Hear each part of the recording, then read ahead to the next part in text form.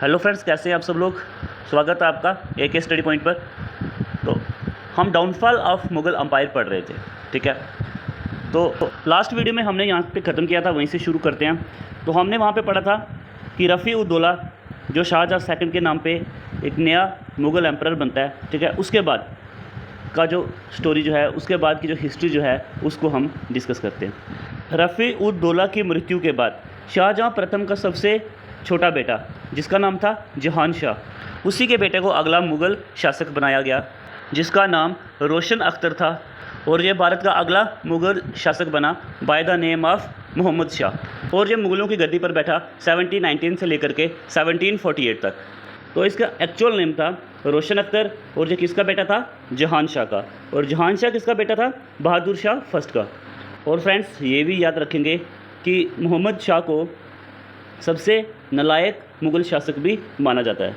सबसे ज़्यादा कायर, डरपोक ही माना जाता है मोहम्मद शाह को। इसे लड़कियों के साथ रहना काफ़ी पसंद था और ज़्यादा से ज़्यादा समय ये हरम में ही बिताया करता था। हरम तो आपको पता ही होगा फ्रेंड्स, जो मुग़ल शासक में जहाँ में स्त्रियाँ रहती हैं उसी को हरम कहते हैं, ठीक है। तो ये अपना ज़्यादा से ज़्यादा समय उन्हीं के साथ बिताता था, और इसी कारण इसे रंगीला बादशाह भी कहा जाता है। जैसा कि हमने इससे पहले वाले लेक्चर में बात की थी कि सैयद ब्रदर की हेल्प से ही जो मोहम्मद शाह जो था ये मुग़ल एम्परर बना। कहीं ना कहीं ये मोहम्मद शाह को भी पता था कि अगर हम सैयद ब्रदर को ख़त्म नहीं करेंगे तो मुझे उसके अंडर ही काम करना पड़ेगा। और इसीलिए मोहम्मद शाह का सबसे पहला जो एम जो था, उद्देश्य जो था, ये यही था कि किसी तरह से सैयद ब्रदर का अंत करवाया जाए, क्योंकि सैयद ब्रदर ने ही इस समय जो पूरी कमांड जो थी मुग़ल अम्पायर की वो अपने हाथों में ली हुई थी। आप अगर पहले वाला लेक्चर सुना होगा तो आपको अच्छे से पता होगा। और 1720 में मोहम्मद शाह ने सैयद ब्रदर की हत्या करवा दी, ठीक है, विद द हेल्प ऑफ निज़ाम उल मुल्क। निज़ाम उल मुल्क की मदद से ही 1720 में सैयद ब्रदर की हत्या करवा दी मोहम्मद शाह ने।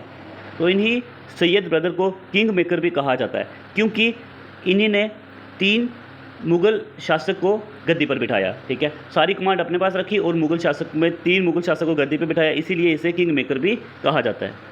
निज़ाम उल मुल्क के साथ ही मिल करके मोहम्मद शाह ने हराया सैयद ब्रदर को, ठीक है। तो इसीलिए मोहम्मद शाह ने दक्कन की सूबेदारी जो थी वो निज़ाम उल मुल्क को दे दी खुश होकर।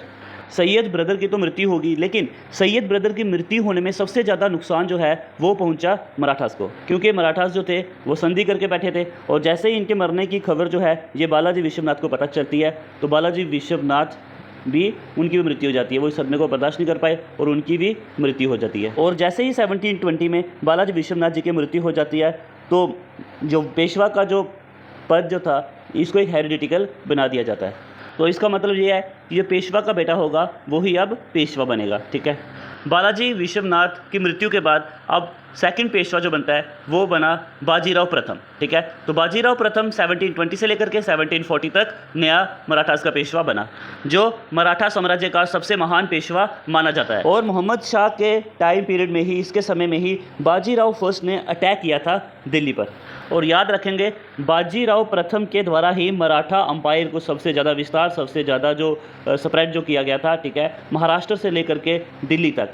ये सिर्फ लाल किले पे अधिकार नहीं कर पाया था, लेकिन महाराष्ट्र से दिल्ली तक इसने मराठा अम्पायर को काफ़ी फैला दिया। मोहम्मद शाह के समय में सबसे इम्पॉर्टेंट घटना जो हुई वो हुई इन्वेजन ऑफ नादिर शाह, ठीक है। नादिर शाह का आक्रमण हुआ 1739 में, और इसे नेपोलियन ऑफ ईरान भी कहा जाता है। और याद रखिएगा, ईरान में या पर्शियन में एक वंश चला करता था जिसे कहा जाता था दुरानी वंश। और उसी दुरानी वंश का एक खतरनाक शासक जिसका नाम था नादिर शाह, इसने अटैक किया भारत पर 1739 में। उस समय भारत में रूल कर रहा था मुग़ल शासन, मोहम्मद शाह जो था ये रूल कर रहा था। और फ्रेंड्स, मोहम्मद शाह के समय में मुग़ल अम्पायर जो था, मुग़ल डायनेस्टी की शक्ति जो थी वो काफ़ी कम हो चुकी थी। इसीलिए बहुत सारे इंडिपेंडेंट स्टेट्स बने थे किसके शासक में? मोहम्मद शाह रंगीला के शासनकाल में, ओके। जैसे कि अवध, बंगाल, उड़ीसा, बिहार, जयपुर एंड हैदराबाद। मोहम्मद शाह के समय में ये इंडिपेंडेंट घोषित कर दिए गए इनके सूबेदारों के द्वारा, ठीक है। और अवध को इंडिपेंडेंट घोषित किया गया सदर खान के द्वारा, बंगाल को मुर्शीद कुली खान के द्वारा, और हैदराबाद को निज़ाम उल मुल्क के द्वारा। और उसके बाद 1739 में नादिर शाह ने आक्रमण किया मुग़लों पर, ठीक है। तो वहाँ पे एक लड़ाई लड़ी गई, बैटल ऑफ करनाल, ठीक है। तो नादिर शाह ने इस बैटल में मुग़ल आर्मी को डिफीट कर दिया और लूट करके वापस जा रहा था लेकिन अवध के सूबेदार सादत खान के द्वारा नादिर शाह को संदेश भेजा गया था कि अब आप दिल्ली में आक्रमण करिए। मुग़लों ने नादिर शाह को 5 लाख रुपए भिजवा दिए थे।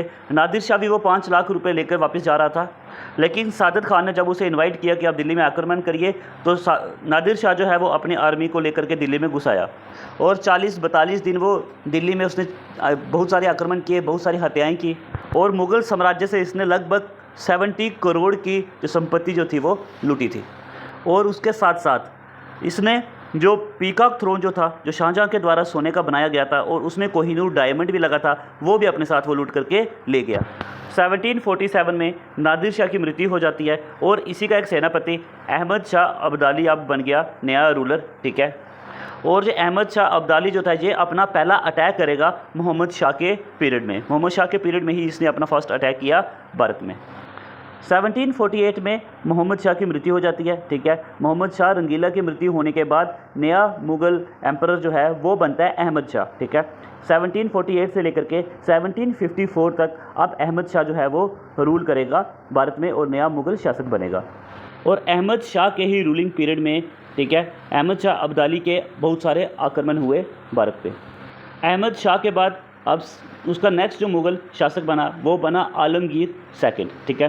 1754 से लेकर के 1759 तक नया मुग़ल शासक बना आलमगीर सेकंड। और इसी आलमगीर सेकंड के समय पर 1757 में लड़ा गया बैटल ऑफ प्लासी। और बैटल ऑफ प्लासी लड़ा गया Robert Clive and Siraj Uddaula के बीच में।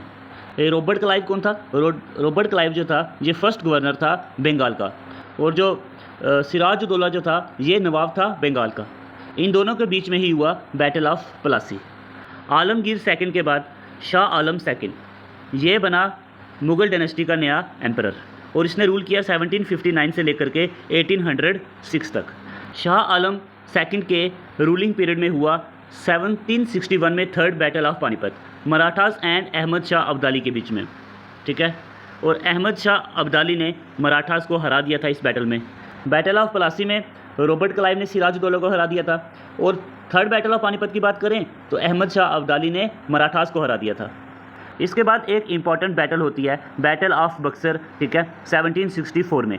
इसमें शाह आलम सेकंड, मीर कासिम और शुजा उदौला तीनों मिल करके अंग्रेज़ों को नेतृत्व कर रहे थे हेक्टर मुनरो। इन दोनों की बैटल्स होती है, ठीक है। और इसमें भी अंग्रेज़ जो थे ये पूरी तरीके से जीत चुके थे और हमारे 3 जो राजा जो थे ये मिल करके भी ब्रिटिशर को नहीं हरा पाए। और ये एक निर्णायक बैटल माना जाता है क्योंकि बैटल ऑफ बक्सर के बाद ही उसके नेक्स्ट ईयर इलाहाबाद में एक संधि होती है। इस संधि में पूरे के पूरे बिहार, उड़ीसा एंड बंगाल के प्रांत पर पूरा का पूरा अधिकार हो जाता है ब्रिटिशर्स का। और उसके बाद 1803 में ब्रिटिशर ने कन्क्वेयर कर दिया दिल्ली। अब ब्रिटिशर जो थे उन्होंने दिल्ली में कब्जा कर लिया, ठीक है। और ब्रिटिशर ने मुग़लों को अपना पेंशनर बना दिया। पेंशनकारी होने का मतलब ये डिक्लेयर कराया कि अब हम मुग़ल्स को पेंशन देंगे और जो मुग़ल का अधिकार जो है, जो राइट्स जो है वो सिर्फ लाल किले तक ही सीमित रहेंगे। और सबसे पहला पेंशनर जो मुग़लों का था वो कौन कहलाता है? शाह आलम सेकंड। और ये भी डिक्लेयर करवाया कि अब जो मुग़ल एम्परर जो हैं उनकी नियुक्ति कौन करेगा? वो भी एक ब्रिटिशर ही करेंगे। और उसके बाद 1806 में अकबर सेकंड को बनाया गया ब्रिटिश के द्वारा नया मुग़ल एम्परर। और 1837 में इसी के द्वारा राजा राम मोहन राय को राजा का जो टाइटल जो था वो दिया गया था। और बहादुर शाह जफ़र 1837 से लेकर के 1857 तक लास्ट मुग़ल शासक बना, ठीक है। ये उर्दू का पॉइंट था और इसके पेन का नाम था जफ़र।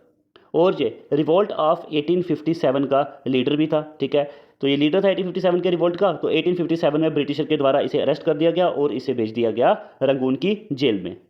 तो फ्रेंड्स इसी तरह से हुआ डाउनफॉल ऑफ मुग़ल डायनेस्टी। ये मुग़ल डायनेस्टी 1526 में बाबर के द्वारा एस्टेब्लिश हुई थी और 1857 में आकर के बहादुर शाह जफ़र जो इसका लास्ट मुग़ल शासक जो था, ठीक है, तो इसकी मृत्यु होती है। तो इसके बाद हमारा जो फेस जो था वो अब नेक्स्ट वाली वीडियोस में आएगा, ठीक है। तो ये मुग़ल डायनेस्टी को हमने पूरे अच्छे से डिस्कस किया है, तो आप सभी वीडियोस को देखिए ताकि आपको क्रोनोलॉजी में सब समझ में आ जाए। धन्यवाद।